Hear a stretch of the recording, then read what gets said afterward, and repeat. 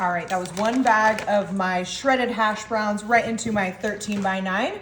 I'm going straight on in with our cream of potato condensed soup for this delicious and easy little weeknight dinner. I'm gonna make sure we get all of that can onto our hash browns just like so. And with our potato, I'm gonna come in with some sour cream. We're gonna do the same thing. We're gonna make sure we get all of that out of the can right on top of our hash browns. I love making this recipe. It's super easy, super simple, and most people have all of these ingredients in their home. I'm coming in with some freshly ground beef. I did season this with just some paprika, some salt and pepper, nothing too crazy. You could also do this with a ground turkey, a ground chicken. You could even do like a meat alternative as well, but I went with 1 pound of seasoned meat right in there. I'm gonna come in with some seasonings. I have some buttery steakhouse. Kinder's just knows what they're doing. I'm gonna go pretty heavy right on top of all of our ingredients. Alongside with that, I have some ground paprika. Adds a great little color. Fun fact, paprika is actually just red bell peppers, so it adds a little bit of sweetness as well. And of course, we cannot have a casserole without some cheese. I have just some sharp cheddar.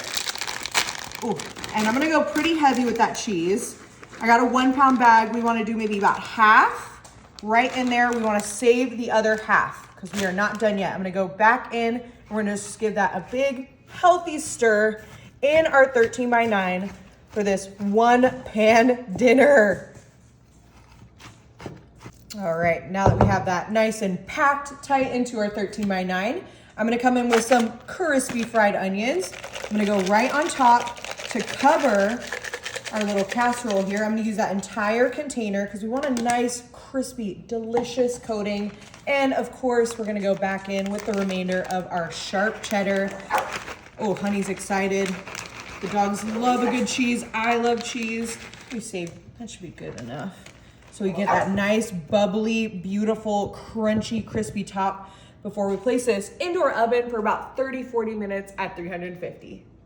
Wow, oh my goodness, this looks so incredible. We have a nice, crispy, cheesy top to our casserole. We are not done yet. This is a burger-inspired casserole, so I'm gonna come in with of course, my hamburger dill chip pickles. I'm gonna start by placing some of those pickles down. It's gonna add a great little acidity, a great little crunch. And I mean, what's a burger without pickles, am I right? So I'm just going in and just kind of making sure that every piece that we would cut has a little dill pickle on it. Perfect. You can also feel free to do like the spears. You can do the bread and butter pickles, but I just saw the little hamburger pickles and thought these would be absolutely perfect. And then of course, one for me. Delicious. Okay, now that we have our pickles down, we cannot forget, of course, our Roma tomatoes. Right on over, just like so. Just 1 tomato that I cut up, popping right on there to accompany our yellow mustard. I'm just gonna go right along, just like so. With that yellow mustard, you could do a brown mustard, a spicy mustard, but I mean, you can't beat the Heinz classic mustard. All right, and then I saw this in the grocery store. I had to give it a try. The burger sauce. We're making a burger casserole. I had to try the burger sauce. It almost looks like a Chick-fil-A sauce or like a Thousand Island. So we're gonna give it a try on my famous burger casserole. All right, we're gonna go right on in. I wanna make sure we get a little bit of that pickle, a little bit of the tomato. Oh, you can hear that crunch too from the top of our little fried onions, our cheese. Oh, we can't miss our pickle. And I mean, oh, look at how stacked. We have our French fries, our potatoes, our meat, our cheese, our pickles, our tomatoes, and of course our sauce.